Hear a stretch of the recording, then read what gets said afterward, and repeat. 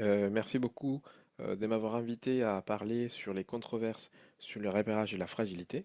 Et pour cela, je vais illustrer cette problématique par un travail que nous avons développé au sein de notre équipe qui porte sur l'utilité clinique des stratégies d'évaluation de la fragilité en deux étapes. Comme vous le savez très bien, euh, la prise en charge du patient âgé est très complexe parce que très souvent, ces patients sont atteints des syndromes gériatriques, ont un risque accru de toxicité et ont également une espérance de vie limitée. Afin d'améliorer la prise en charge de nos patients, de nombreuses sociétés savantes dans le monde ont recommandé de mieux évaluer l'état de santé de nos patients avant de réaliser une décision thérapeutique par les biais d'une évaluation gériatrique. Le problème de l'évaluation gériatrique est qu'elle nécessite la mobilisation des ressources humaines et financières qui ne sont malheureusement pas toujours disponibles. Et tout cela a limité son implémentation en pratique courante. Afin de répondre à ces manques de ressources, les mêmes sociétés savantes ont recommandé de mettre en place une stratégie en deux étapes basée sur le dépistage de la fragilité. Ainsi, les patients qui sont positifs dans les tests de dépistage seraient déclarés comme à risque de fragilité et devraient donc avoir une consultation chez le gériatre. En revanche, les patients qui sont négatifs, qui ont un résultat négatif dans le test, sont déclarés comme en étant robustes, et donc ces patients ne nécessitent pas a priori une visite du gériatre. Le problème de cette stratégie en deux étapes est que l'hypothèse de l'utilité clinique du dépistage de la fragilité repose sur la sensibilité et la spécificité des outils de dépistage, mais en réalité, cette hypothèse d'utilité clinique n'a pas été vérifiée auparavant. De même, la sensibilité et la spécificité sont deux probabilités qui attribuent, d'un point de vue mathématique et de façon intrinsèque, la même valeur aux conséquences d'un diagnostic incorrect. C'est-à-dire que pour les patients faux négatifs, c'est-à-dire les patients fragiles qui ne sont pas détectés par le dépistage, la conséquence est une perte des chances, et cette perte des chances ne peut pas avoir la même valeur que les conséquences pour les patients faux positifs, c'est-à-dire les patients robustes, qui sont déclarés comme en étant fragiles alors qu'ils ne le sont pas, parce que les conséquences pour ces patients, pour les faux positifs, seraient seulement des ressources mal utilisées. Nous voyons donc que la pondération des conséquences n'est pas la même, et donc cela est une limite majeure de l'appréciation de l'utilité clinique des outils de dépistage par la valorisation des outils en regardant seulement la sensibilité et les spécificités des tests. Ces problématiques ont donc motivé la réalisation de ce travail que nous avons publié dans le Journal of Clinical Oncology cette année et que je vais essayer de développer dans les diapositives suivantes. Par ce travail, nous avons voulu évaluer l'utilité clinique du dépistage fragilitaire de cette étape par rapport à l'évaluation gériatrique pour deux choses. La première, identifier des patients fragiles et la seconde, la réduction des évaluations gériatriques non nécessaires chez les patients robustes. Nous avons analysé des patients âgés atteints de cancer de la cohorte LK. Nous avons sélectionné les 4 tumeurs les plus fréquentes chez les patients âgés, à savoir le cancer des prostates, le cancer du sein, les cancers du poumon et des tumeurs colorectales. Et nous avons effectué une étude des performances diagnostiques des deux scores très connus et très utilisés dans de nombreux contextes, à savoir le score G8 et le score G8 modifié. Pour le score G8, nous avons utilisé le seuil d'anormalité classique des 14 sur 17 points et clinique du dépistage fragilitaire de cette étape par rapport à l'évaluation gériatrique pour deux choses. La première, identifier des patients fragiles et la seconde, la réduction des évaluations gériatriques non nécessaires chez les patients robustes.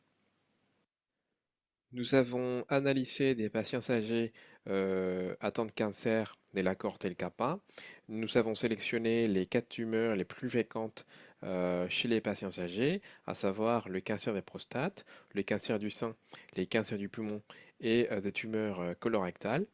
Et nous avons effectué une étude des performances diagnostiques des deux scores très connus et très utilisés dans de nombreux contextes, à savoir le score G8 et le score G8 modifié.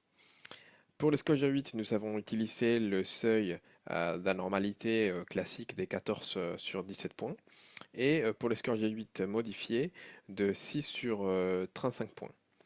Pour l'évaluation gériatrique, nous avons sélectionné les seuils d'au moins une altération de l'état de santé en fonction des domaines évalués dans l'évaluation gériatrique pour déclarer un patient comme en étant fragile.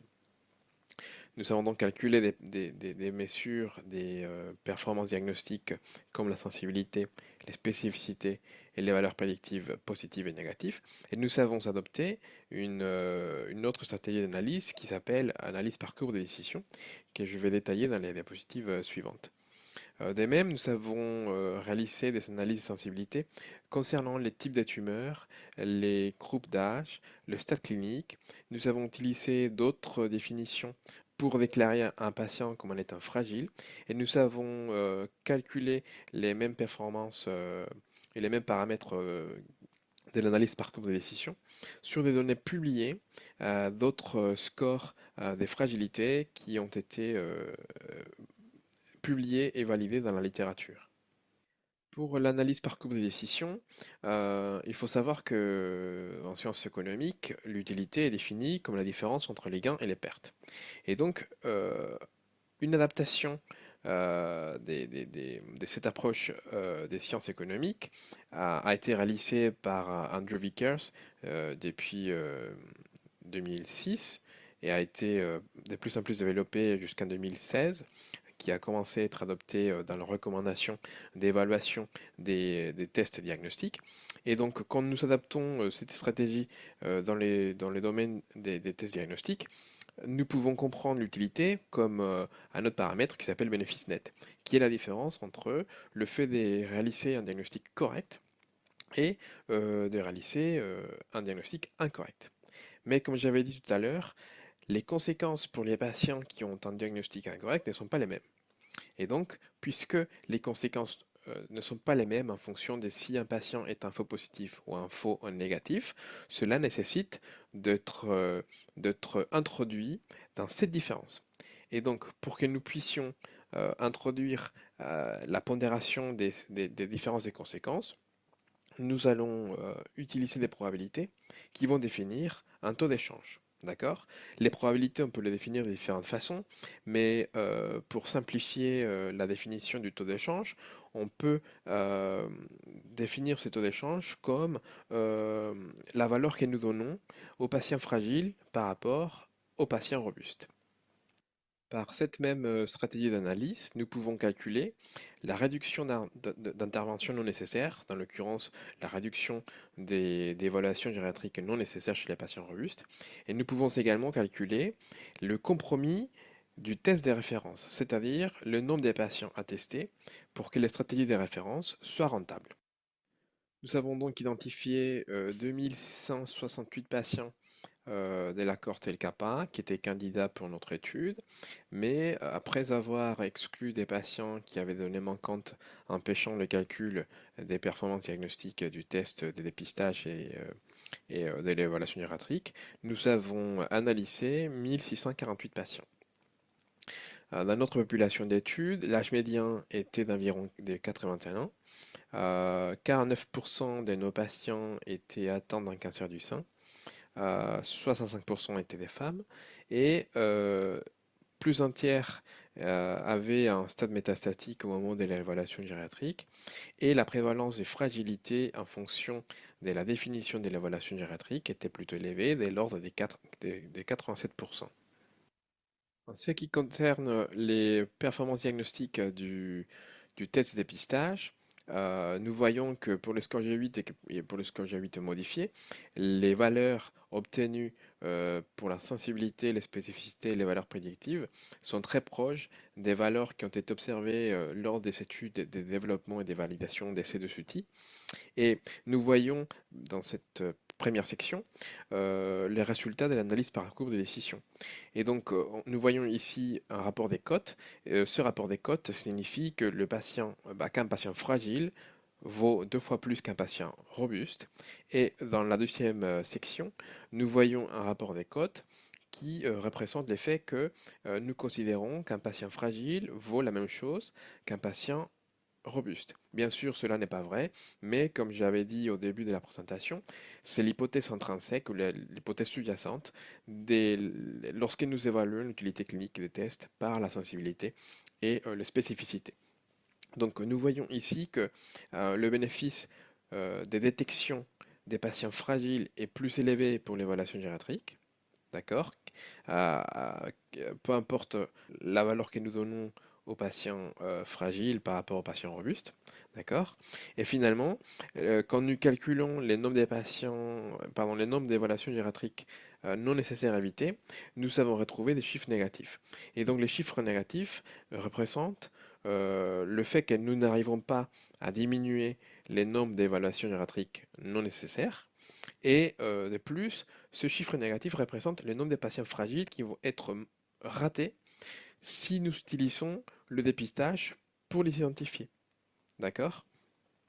Et finalement, le compromis, qui est le nombre des patients à tester pour que l'évaluation gériatrique soit rentable, est moins élevé lorsque nous donnons plus d'importance aux patients fragiles. D'accord? Donc, quand nous considérons qu'un patient fragile vaut 2 fois plus qu'un patient robuste, le nombre des patients à tester est plus faible que quand nous donnons moins d'importance aux patients fragiles. Puis, dans cette courbe des décisions, nous observons que, quelle que soit la valeur que nous attribuons aux patients fragiles par rapport aux patients robustes, si nous sommes plutôt préoccupés pour les patients fragiles, nous allons observer que, quelle que soit la valeur que nous donnons aux patients fragiles, l'évaluation gériatrique va nous donner un bénéfice supérieur pour la détection des patients fragiles par rapport aux tests de dépistage. Et finalement, dans les analyses des sensibilités, nous avons observé les mêmes résultats. Donc, quelle que soit la tumeur, le stade clinique ou les groupes d'âge, euh, les tests de dépistage, que ce soit le G8 ou le G8 modifié, ne nous permettent pas de diminuer les évaluations gériatriques non nécessaires et le fait de les utiliser nous amène à rater des patients fragiles qui devraient être adressés au gériatre. Et donc avec ce travail, nous avons vu que la sensibilité et les spécificités, même si elles sont plutôt acceptables, ne se traduisent pas nécessairement par des meilleures décisions. Euh, de même, nous avons vu que finalement, si nous sommes vraiment préoccupés par les patients âgés fragiles, c'est l'évaluation gériatrique qui nous amènerait à prendre les meilleures décisions.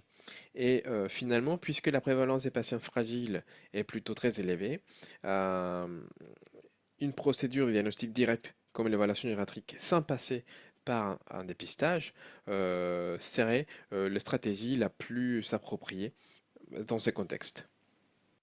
Cependant, le dépistage a aussi des bénéfices. Le plus important est que finalement, même si on rate quelques patients fragiles par l'utilisation du dépistage, les patients fragiles qui vont être détectés par le test vont bénéficier d'une évaluation gériatrique par la suite. Aussi, le dépistage peut créer un cadre pour l'évaluation des patients fragiles atteints de cancer. Et finalement, le dépistage peut stimuler des discussions sur les choix des traitements et sensibiliser les médecins, notamment au moment de l'RCP, à l'importance de l'évaluation gériatrique. Et donc par ce travail, nous avons vu que malgré les bonnes performances diagnostiques des outils de dépistage, Finalement, ces outils n'ont pas montré un avantage pour la détection des patients fragiles par rapport à l'évaluation gériatrique et ils ne permettent pas non plus de réduire les évaluations gériatriques non nécessaires chez les patients robustes. Je vous remercie vivement de votre attention et je suis désolé de ne pas être là avec vous, mais si vous avez des questions, n'hésitez pas à me contacter. Merci beaucoup et à une prochaine fois.